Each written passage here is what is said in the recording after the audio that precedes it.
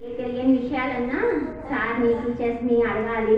మనము తెలిసినట్టు యాక్ట్ చేయొద్దు ఎప్పుడు, కానీ మంచిగా ప్రవర్తన బట్టి నిన్ను చూసి వేరే వాళ్ళు నేర్చుకోవాలనేసి నేను గైడ్ చేస్తూనే ఉన్నాను మా బాబుకి. ఎంత చెప్పినా కానీ వాడు స్టైల్ వాడుదే.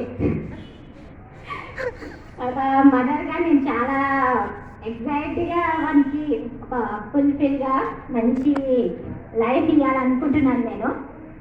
వాడు కొంచెం యాక్ట్ ఎక్కువ చేస్తాడు. ఇప్పుడు కాలేజ్ జాయిన్ అయ్యాడు.